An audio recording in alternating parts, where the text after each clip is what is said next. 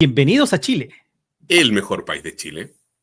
el podcast donde exploramos juntos cómo aprender del mundo para mejorar nuestro propio país. En este tercer episodio de la serie de seguridad vamos a entrevistar a Cecilia Caparachín Puente, de Perú, quien nos va a hablar de todos los aspectos de seguridad en el Perú y cómo ha evolucionado este tema en los últimos años y sus similitudes con Chile y el resto de América Latina.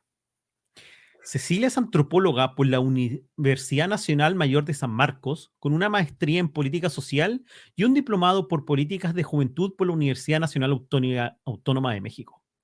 Cuenta además con especializaciones en gobernabilidad, gerencia política y gestión pública por la Pontificia Universidad Católica del Perú y de George Washington University.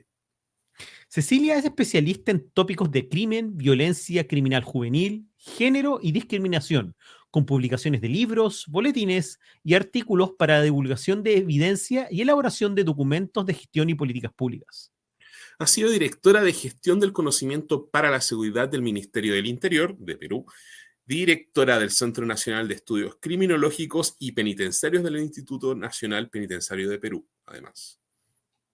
Coordinadora del Observatorio Nacional de Política Criminal del Ministerio de Justicia y Derechos Humanos y estuvo a cargo de la Dirección de Investigación y Desarrollo de la Secretaría Nacional de la Juventud del Ministerio de Educación.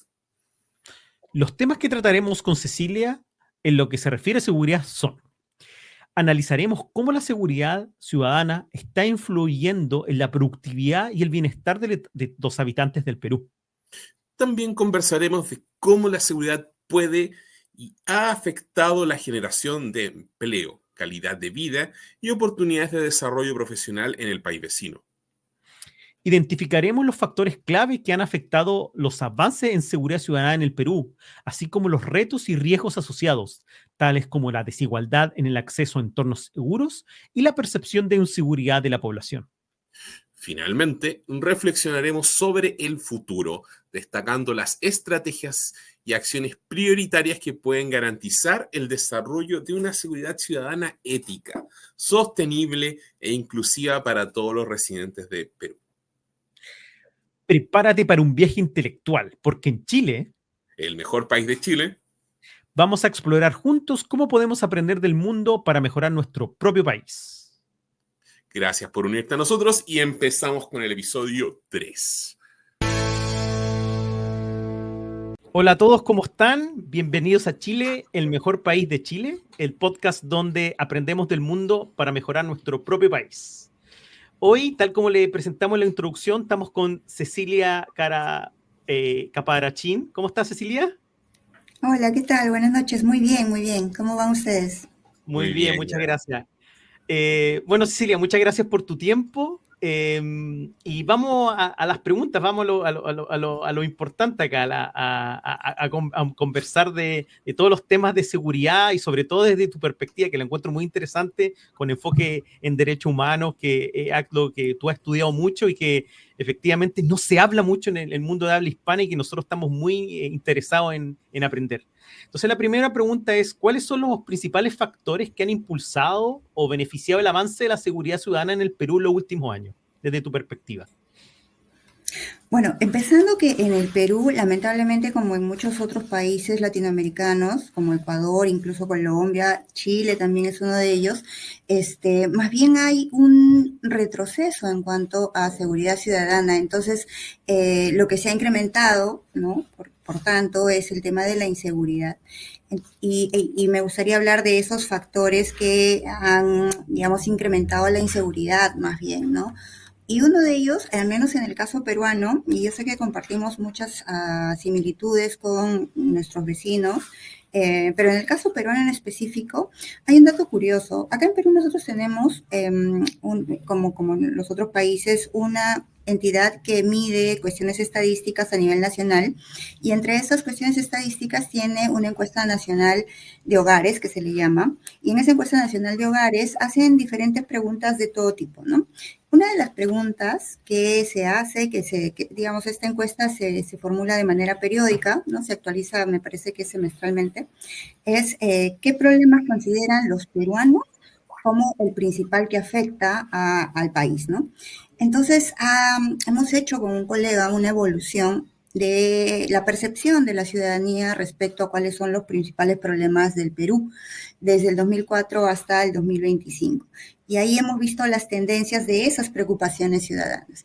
Y parece sumamente curioso que siempre, digamos, en los primeros años antes del 2010, las principales preocupaciones ciudadanas estaban en torno a la educación, la falta de empleo, ¿no? Digamos, esas eran cosas que estaban en la agenda pública, ¿no? Educación, falta de empleo, recursos económicos, etcétera, ¿no? Esto que, digamos, en términos simples, te pueden permitir una movilidad social ascendente. Ya después del 2010 en adelante, ya empieza a cambiar la situación y empieza una mayor preocupación ciudadana respecto a la delincuencia.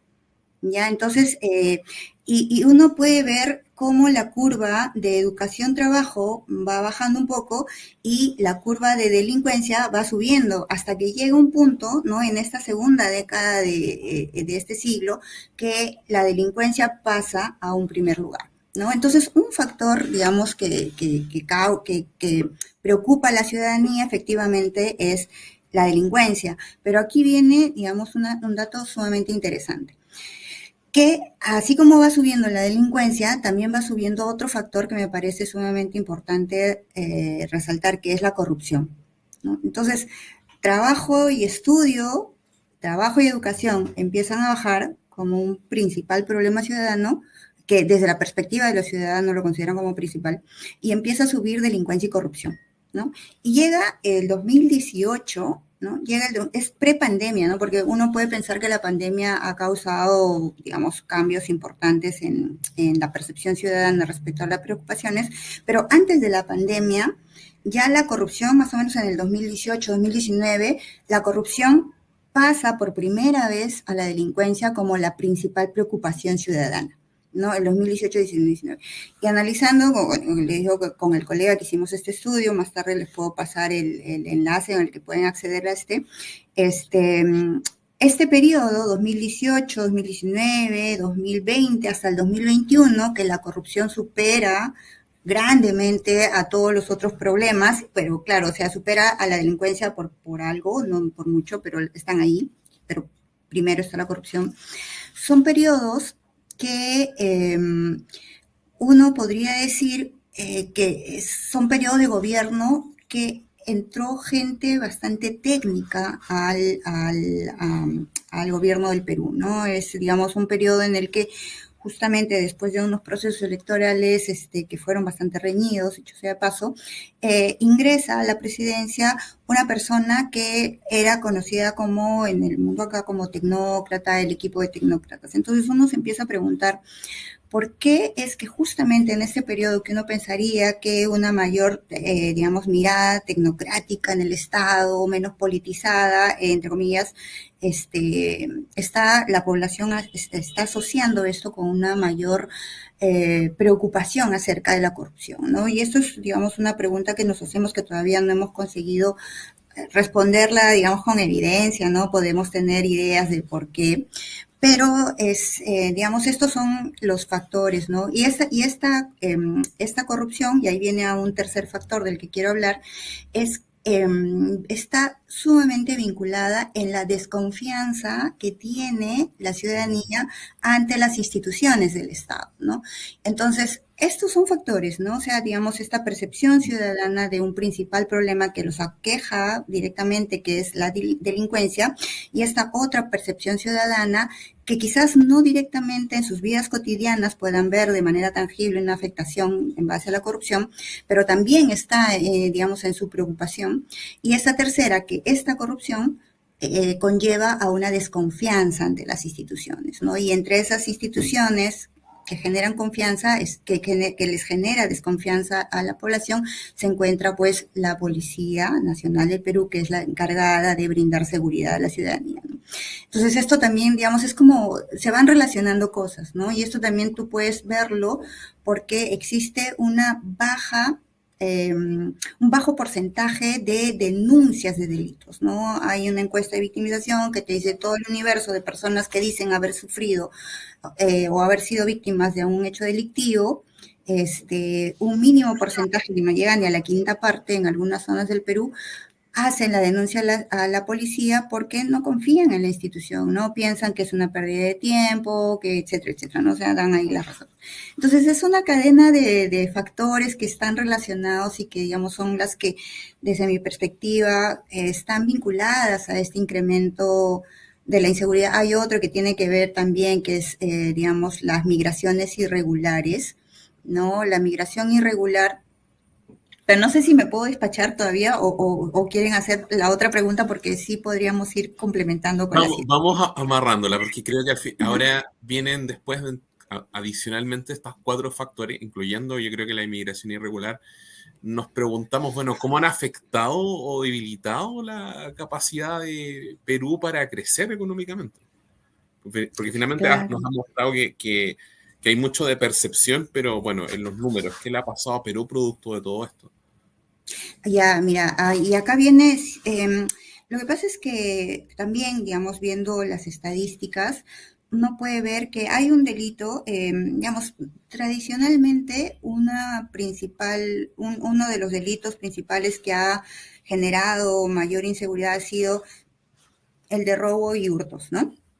Delitos patrimoniales. Es más, o sea, la población más voluminosa en los establecimientos penitenciarios son los que han cometido robo y hurto. Pero después de pandemia, ¿no? Hay, digamos, un crecimiento. El 2021 es un año en el que se despega en temas de denuncias por extorsiones, ¿no? Entonces, la extorsión es un delito que, digamos, está cobrando mucha notoriedad en el país, ya desde el año pasado incluso.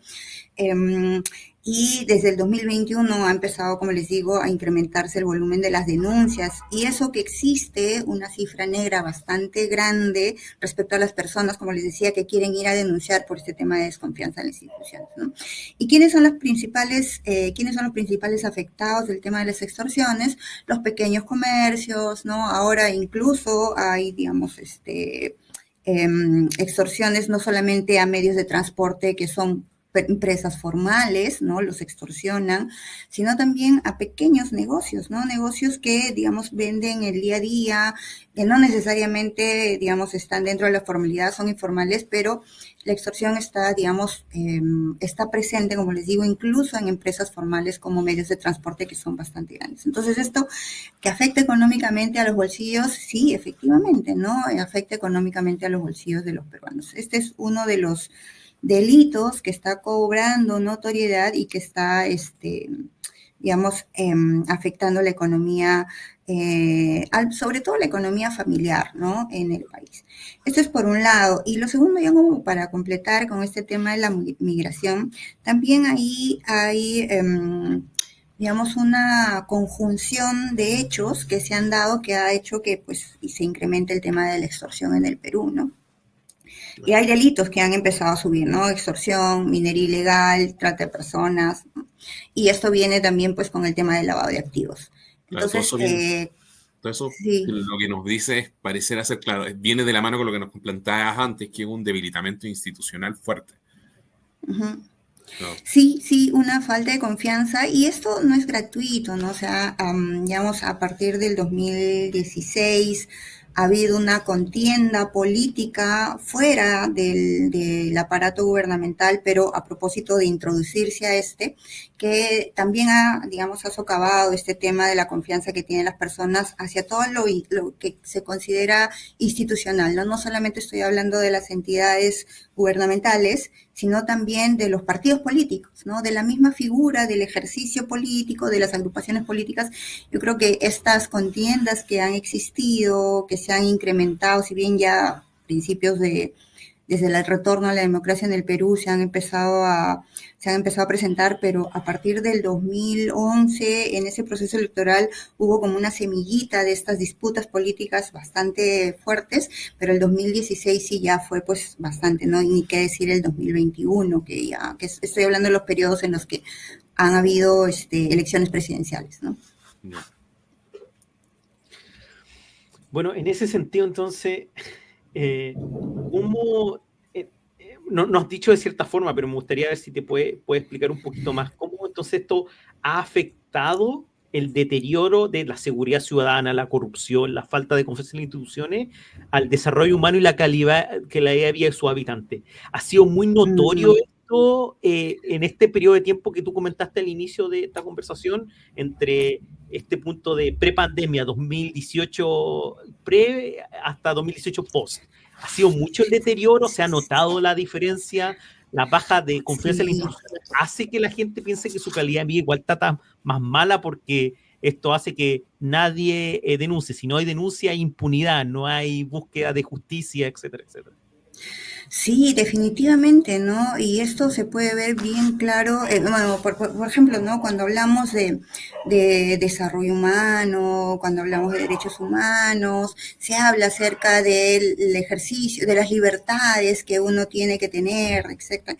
Entonces, sí, y esto se puede ver en cifras también, ¿no? O sea, cómo en el ejercicio de estas libertades individuales que puede tener el ciudadano peruano, yo creo que están bastante restringidas por el temor de ser víctima de un hecho delictivo, ¿no? O sea, digamos, y este temor que se mide acá en términos de percepción, ¿no? O sea, que tanto sientes que puedes ser víctima de un hecho delictivo caminando en la noche por tu barrio, ¿no? Esto está por encima creo que ya está llegando al 60% de la población que dice que tiene miedo de ser víctima de la noche por caminar por su barrio, ¿no? Y casi un 90% de las personas que tienen miedo de ser víctimas de algún hecho delictivo en lo que va del año. Entonces, eso es bastante, ¿no? Y yo creo que esta percepción de temor restringe las libertades que puedas sentir con simples cosas como transitar en la calle, ¿no? Ir a visitar a un amigo o cosas así, ¿no? Entonces, esta, digamos, sensación de vivir con este temor afectado, pues definitivamente, ¿no? Todo lo que tiene que ver con el desarrollo de las personas, ¿no? Su desenvolvimiento cotidiano.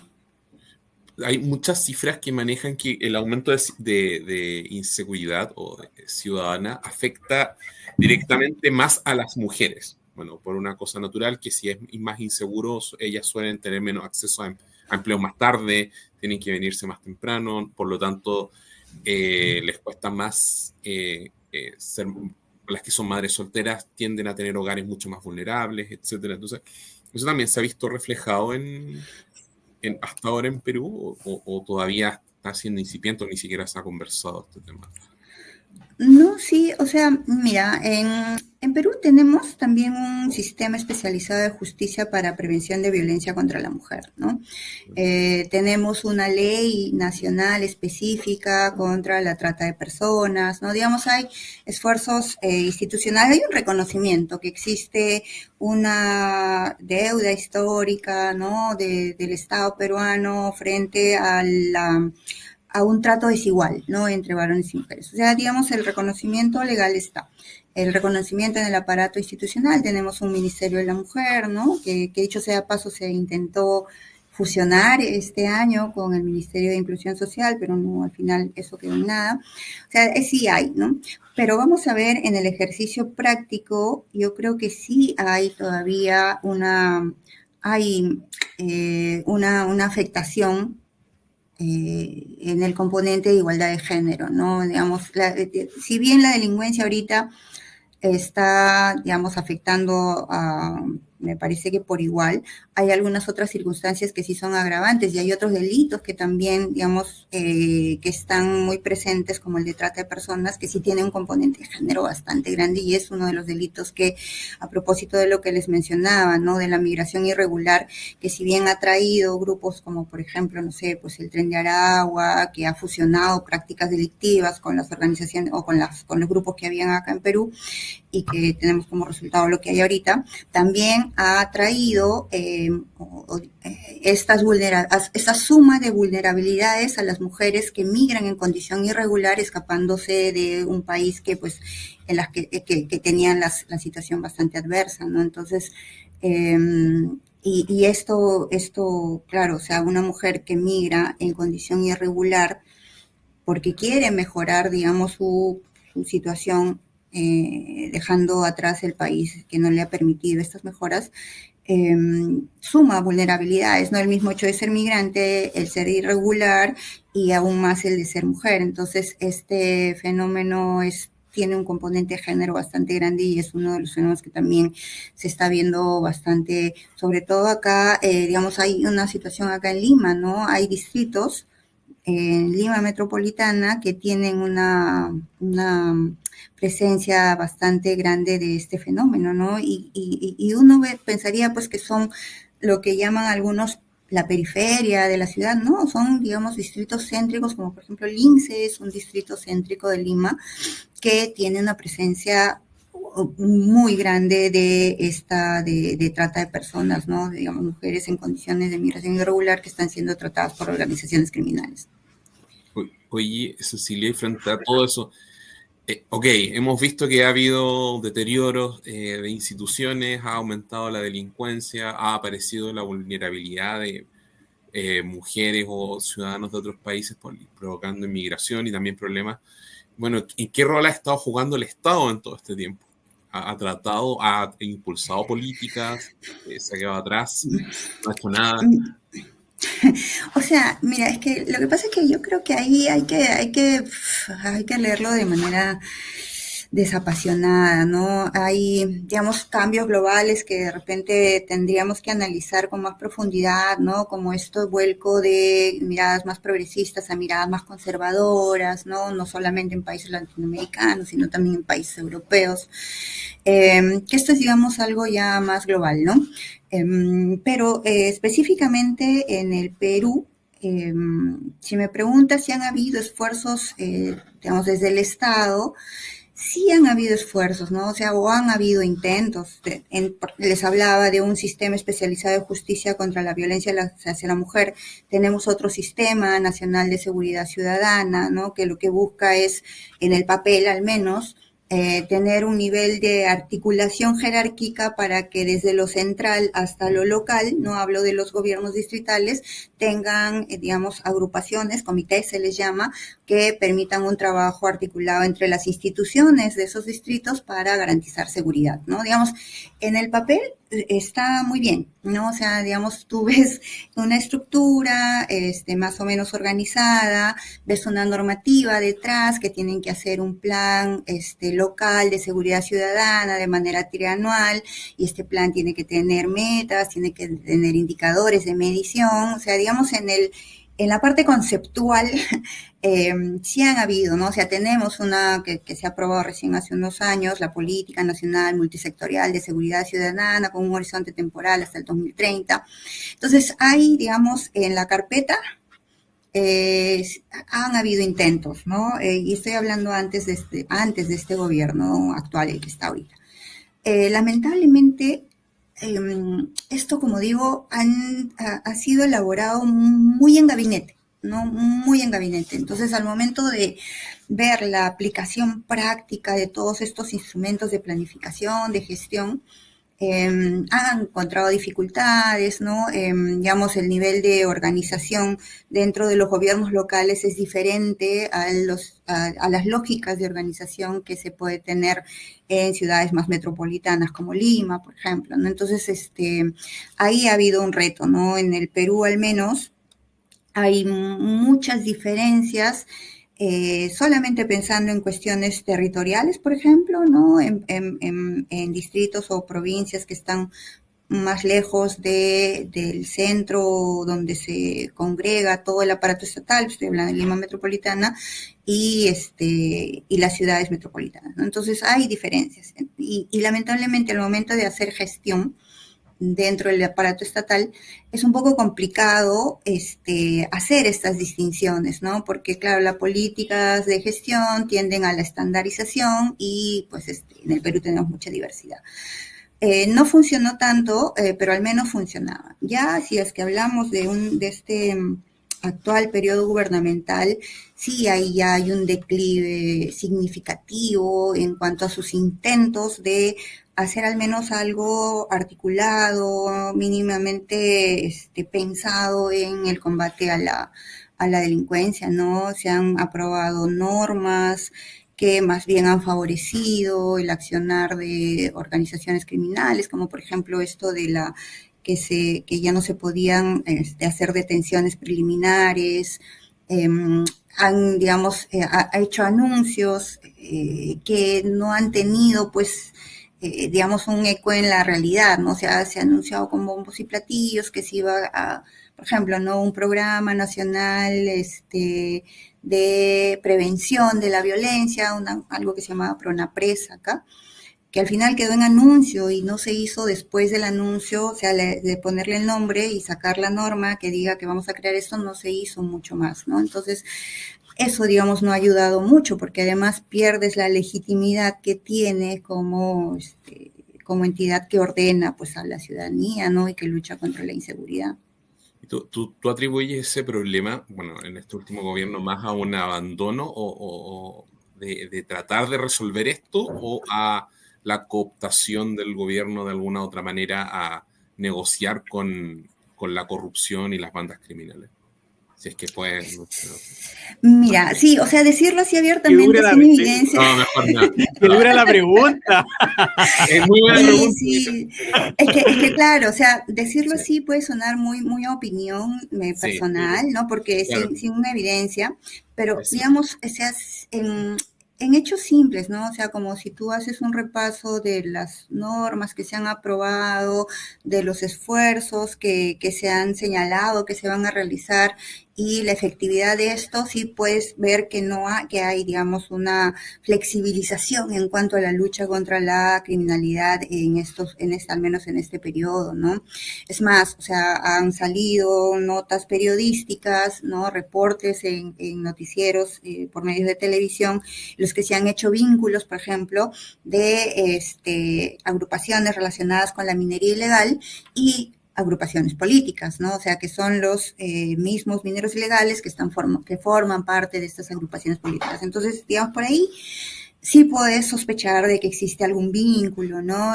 Pero claro, o sea, decirlo abiertamente es difícil, habría que probarlo, pero indicios hay, ¿no? Indicios hay. Claro, o sea, el dinero de muchas de estas bandas va a algún lado, entonces ya el primer peligro es que empieza a permear a la política. Eh, Uh-huh. Sí, sí, sí, sí, definitivamente, ¿no? O sea, hay un escritor peruano, uy, siempre se me va el apellido, que escribe la historia de la corrupción en el Perú. Quirós, ¿no? Quirós se apellida. Y él habla pues de esta suerte de ciclos de corrupción, ¿no? Se dice que el Perú está inmerso en un sistema, en una corrupción sistémica, ¿no? Y hay periodos en los que hay más corrupción y menos corrupción, pero desde toda nuestra historia republicana que él rastreó, ¿no? Al menos no, ni siquiera nuestra historia republicana, sino desde nuestra historia de la conquista española hasta adelante, ha encontrado indicios de corrupción, ¿no? Y dice, es más, él señala que encuentra hasta iniciada la colonia, solo porque hay documentos, ¿no? Porque quizás más atrás podía encontrarse también, pero bueno, documentación no existe. Entonces es como una historia que siempre está presente, ¿no? O una característica que tenemos presente, que es el tema de la corrupción, ¿no? Lo que diferencia algunas épocas es que hay, pues, temporadas en las que existe mucha y temporadas en las que más bien, digamos, hay menos, ¿no? Pero que finalmente no deja de existir, ¿no? Perfecto. En términos de mirar un poco hacia el futuro, porque tú hablaste ya un poco de las políticas públicas que se han implementado de cierta forma en el Perú, en el papel por lo menos, están funcionando algunas, en otras no, pero existen esas instituciones y esas políticas que se han tratado de fortalecer un poco la ciudadana, tema anticorrupción. Futuro, ¿tú qué acciones, ya sea desde el mundo público o privado, puedes ver que pueda tener un impacto positivo para el desarrollo de la seguridad ciudadana en el Perú? Y si tú tienes algún conocimiento de si esto se está planeando implementar en los próximos años o es solamente a nivel de idea, ¿cuál es la conversación que hay al respecto? Mira, siempre hay esto, digamos, iniciativa. Justo ayer estuve participando en un comité multi, un comité que tiene que ver, que digamos que está buscando generar un documento para plantearse una mirada futura respecto al combate de la inseguridad ciudadana, la delincuencia, ¿no? Y lo está organizando una entidad que es la que ve todo lo que es planeamiento estratégico a nivel nacional, ¿no? El CEPLAN, el Centro de Planeamiento Estratégico. A eso me parece sumamente importante, loable, necesario además, ¿no? Que este centro, que es el que regula todas las políticas y planes nacionales en el Perú, tenga la iniciativa de articular una mesa temática respecto, o un comité temático respecto al tema de la inseguridad, ¿no? Entonces, esfuerzos hay. El tema es que estos, digamos, para que sean aplicables o que para que se puedan finalmente ejecutar en el mediano o incluso en el largo plazo, tienes detrás todo un escenario político que no está resultando favorable para la aplicación de estas iniciativas técnicas, ¿no? Y si eso se va a revertir o no en algún momento, yo no lo sé, ¿no? Esperemos que Perú el próximo año tiene elecciones, el panorama no pinta bien, ¿no? Lamentablemente todo lo que significa digamos, el ejercicio ciudadano de ir a votar a las urnas, lo tienen las personas, pero la complicación viene por la cantidad de grupos que se han inscrito para participar en las contiendas electorales, ¿no? O sea, entonces, digamos, el escenario no pinta bien, ¿no? Los candidatos que están voceados pareciera que van a tener esta misma lógica de este gobierno, ¿no?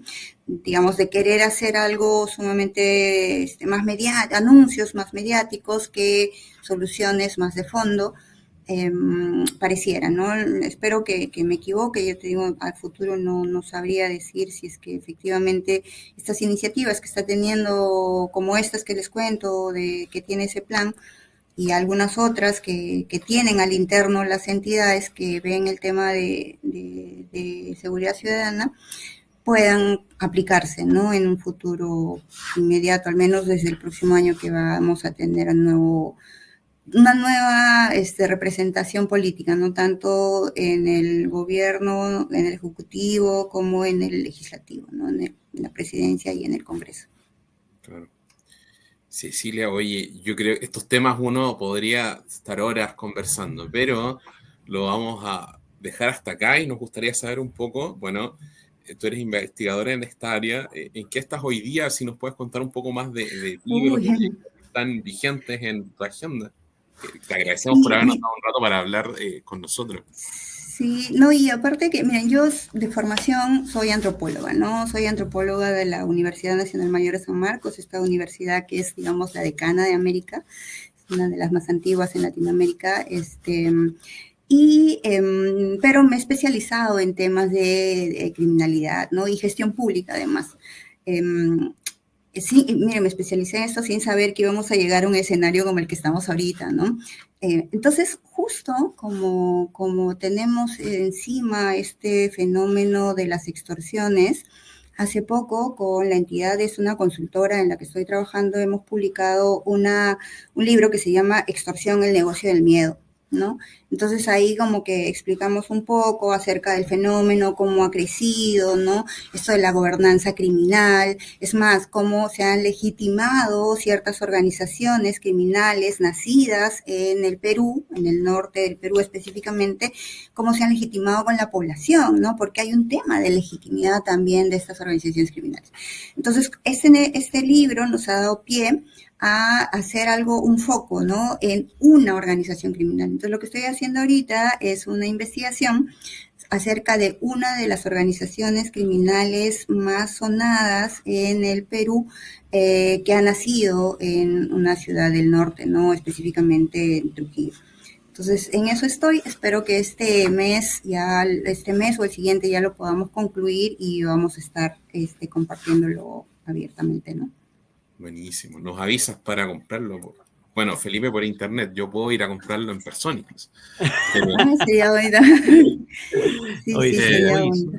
súper interesante, sí, yo también he escuchado mucho que norte del Perú, Trujillo, de donde fue obispo el nuevo papa, también en una zona que tiene bastante temas con Vargas organizada que tratan de capturar el territorio.